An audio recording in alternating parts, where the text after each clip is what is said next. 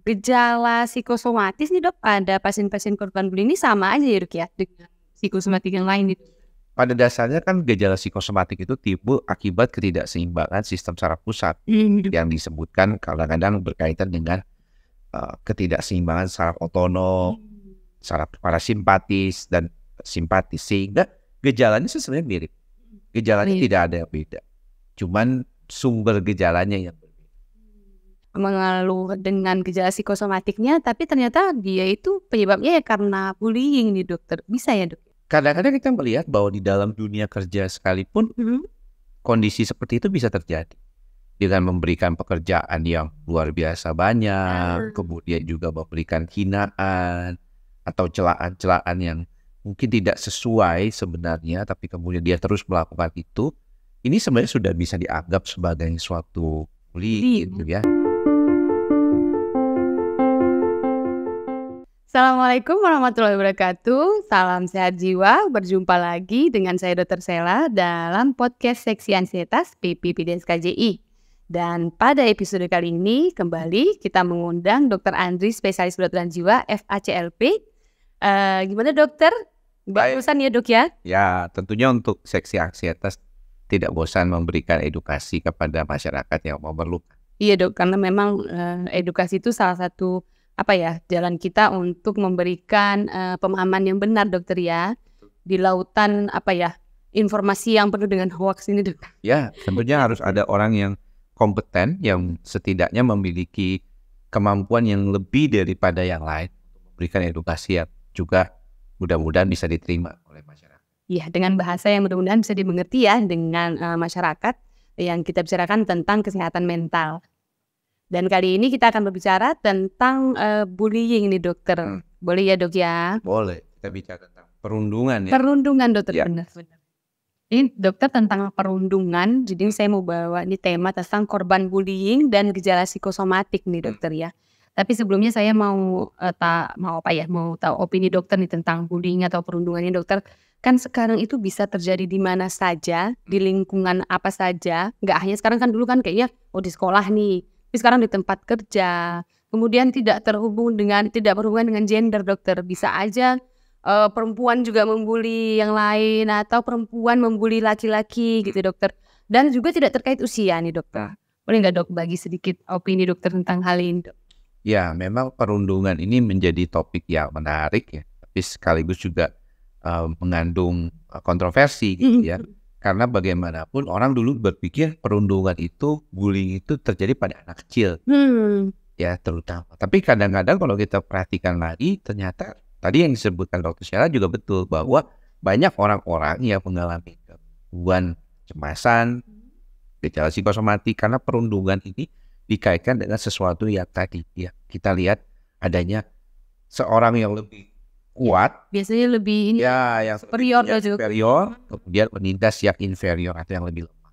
Dan banyak hal terkait dengan perundungan ini sebenarnya bukan cuma satu sisi, karena ada juga faktor-faktor lain seperti sosial, kemudian juga pola asuh, ya kemudian perilaku, bagaimana di dalam konteks keadaan yang dia dapatkan di rumah gitu ya. Maka daripada itu nggak bisa cuma satu sisi orang itu sendiri. Nah, sayangnya kadang-kadang nih berlanjut nih ke dewasa. Walaupun sudah usianya udah bagus, udah 20-an, udah dewasa lagi ya. hidup ya. Tapi kemudian karena sikap itu terus-terusan ada, dia lebih cenderung menindas dalam tanda kutip gitu ya kepada orang-orang yang inferior atau lebih lemah daripada dia. Sayangnya kadang-kadang orang-orang ini juga tidak bisa melawan balik kan.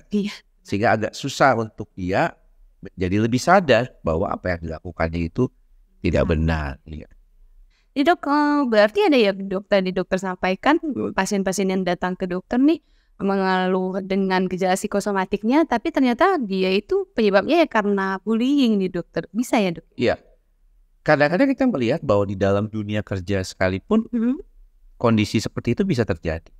Dengan memberikan pekerjaan yang luar biasa banyak, kemudian juga memberikan hinaan atau celaan-celaan yang mungkin tidak sesuai sebenarnya, tapi kemudian dia terus melakukan itu, ini sebenarnya sudah bisa dianggap sebagai suatu bullying gitu ya. Sehingga pada dasarnya kalau kita bicara tentang kondisi psikologi seseorang, orang kan harusnya tahu bahwa kita ingin diperlakukan itu setara. Setara. Ya, jadi pada saat bekerja sekalipun, walaupun dia atasan kita, kita harus kita bawahannya, kita harus dianggap juga sebagai manusia gitu ya. Jadi bukan seolah-olah kayaknya bisa ditindas seperti itu. Tapi ketika dalam dunia kerja kadang-kadang susah. Ya banyak sekali kasus-kasus psikosomatik itu bermula dari keadaan stres akibat tindakan bullying di kantor.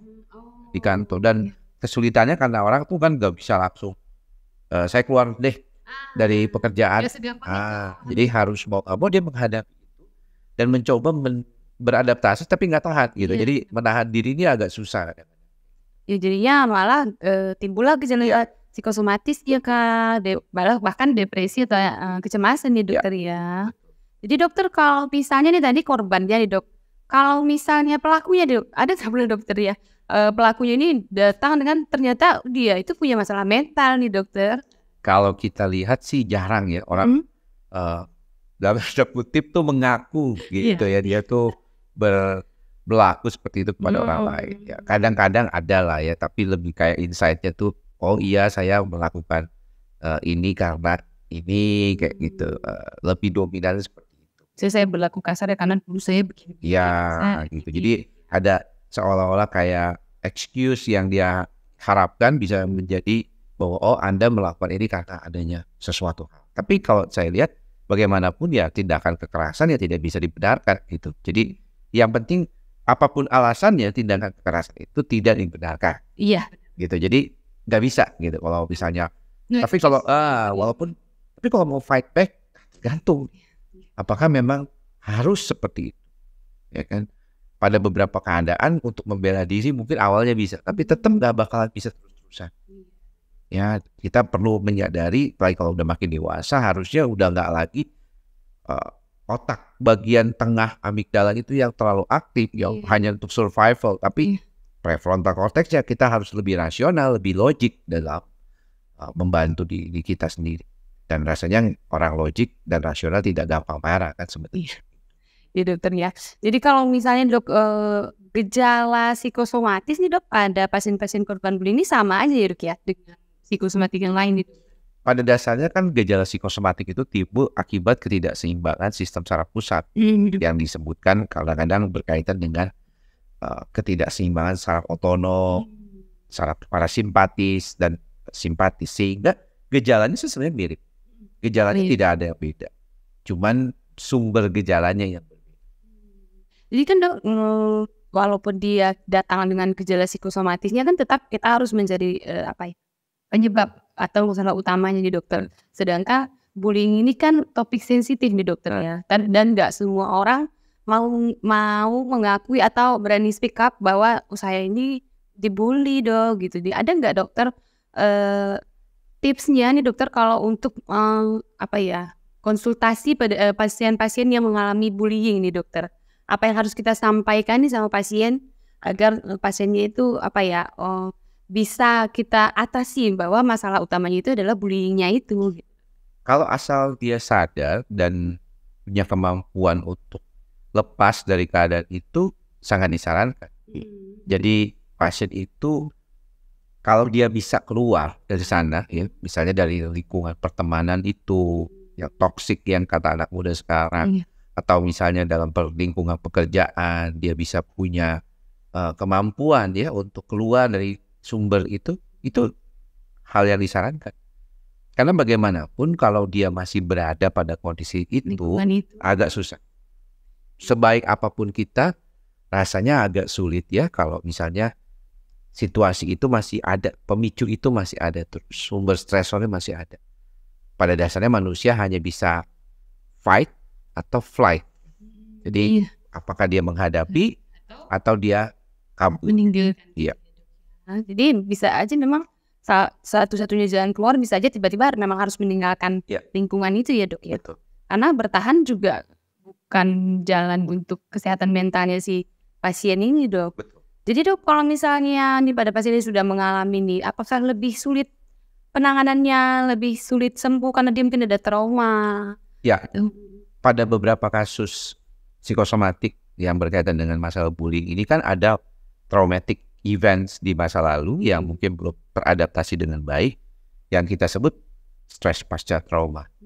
Dan ini yang seringkali menimbulkan proses ya. Jadi ketika stres pasca trauma misalnya dia ada mengingat kembali gitu, kayak ada flashback itu, kemudian terjadilah gejala palpitasi atau berdebar-debar, itu kan susah tuh. Iya. Jadi mau nggak mau kita bukan cuma ngobatin, kasih obat supaya debar-debarnya hilang, tapi bagaimana dia bisa melihat bahwa traumatic event itu adalah sesuatu yang sudah berlalu, ya adalah masa lalu yang harus segera ditinggalkan. Gak bisa hanya bergantung dengan pengobatan yang mengurangi gejala. Ini mungkin harus perlu pengetahuan lebih jauh lagi terkait dengan hal ini untuk pasien, agar dia juga memahami gitu ya, nggak cuma berkunjung ke berbagai macam dokter karena ngobatin lambung lah, debar-debar lah, paru-parunya gak nyaman.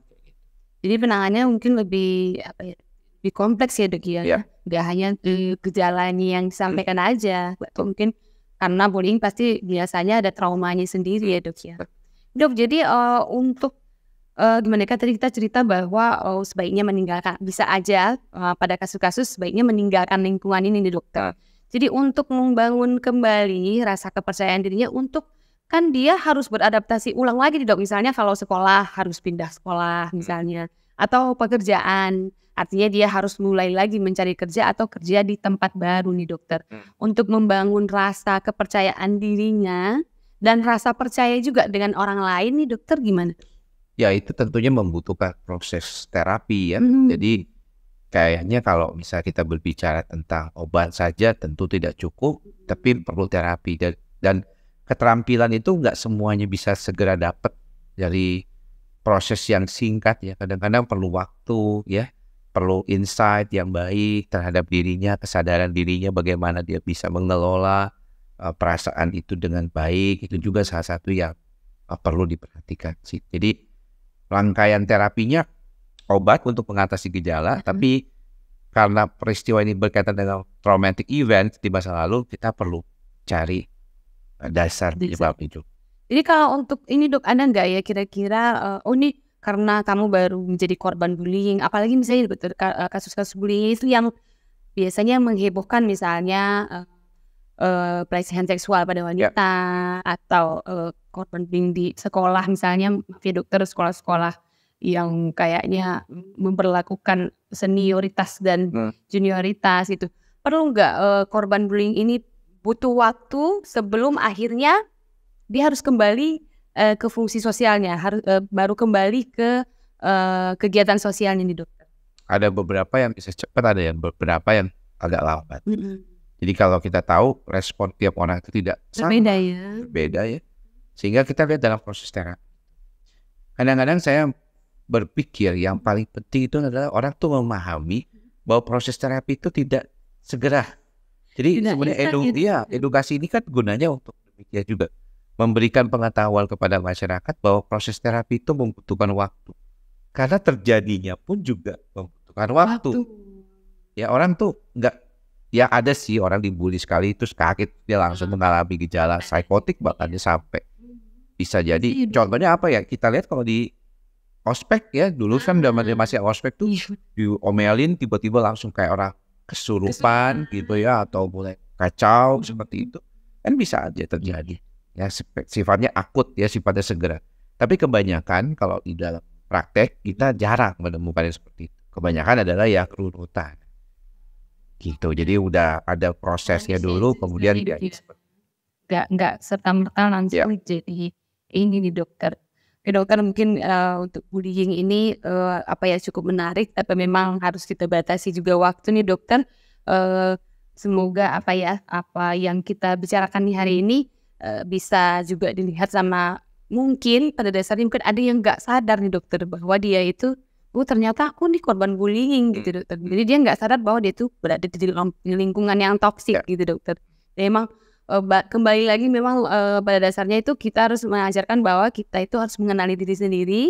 Dan kalau kayak tubuh kita atau emosi kita menandakan bahwa kita itu ternyata nggak nyaman dengan keadaan sekitar gitu, memang harus jadi tanda ya Dok ya, jangan dibiarkan bertahan di situasi itu gitu Dok.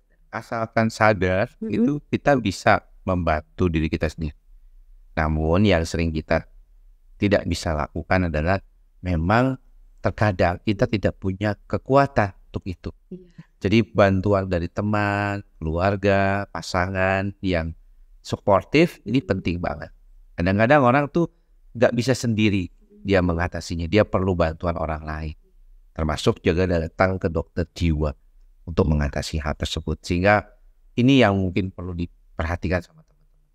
Jadi jangan juga hanya dengan di sini, mungkin bisa lebih aware pada orang sekitar ya dokter, keluarga. Bisa jadi salah satu anggota keluarga itu perlu pertolongan nih dokter. Ternyata dia nggak hanya bullying ya dokter ya, perlu bantuan dan harus dibawa ke psikiater dokter.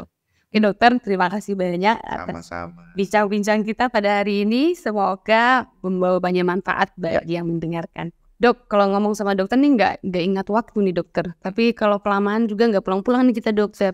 Jadi dok, untuk episode kali ini sekali lagi dok, terima kasih banyak atas waktu yang dokter berikan ya untuk seksi ansietas nih dokter. Tapi sebelumnya dok, boleh kita tanya nih dokter, kalau mau menjumpai dokter nih praktiknya di mana ya dokter ya? Saya praktek sehari-hari hanya di satu rumah sakit, di Rumah Sakit EMC Alam Sutra di Serpong. Oh Serpong. Oke dok, kalau misalnya yang paling gampang nih, saya yang jauh nih, ada teman-teman jauh dari Jakarta nih dokter, dari Pulau Jawa nih dok, kan bisa ngelihat nih katanya dokter kan aktif sekali di medsos untuk sharing dan tentang edukasi kesehatan mental dok. Boleh dibagi dok? Ya kebanyakan sih di tagline itu anti psikosomatik ya, jadi teman-teman bisa search di googling juga bisa akan keluar berbagai macam artikel, berita maupun link di YouTube maupun di Instagram. YouTube udah ada juga ya dokter ya? Ada sekitar sekarang 250.000 subscriber. Wow. Sudah lumayan ya, karena topik-topiknya mungkin terkait dengan kecemasan juga salah satunya. Dan memang masyarakat sudah mulai aware, jadi memang dicari nih dok topik tentang kesehatan mental ini dok ya. Oke, mungkin dokter sekali lagi kami ucapkan terima kasih. Mudah-mudahan podcast ini bisa membawa banyak manfaat bagi yang sedang membutuhkan, bagi informasi supaya kesehatan mental ini lebih dikenal oleh masyarakat luas di dokter. Mungkin itu saja untuk episode kali ini. Tiada kesehatan tanpa kesehatan mental. Salam sehat jiwa. Wabillahi taufiq wal hidayah. Assalamualaikum warahmatullahi wabarakatuh.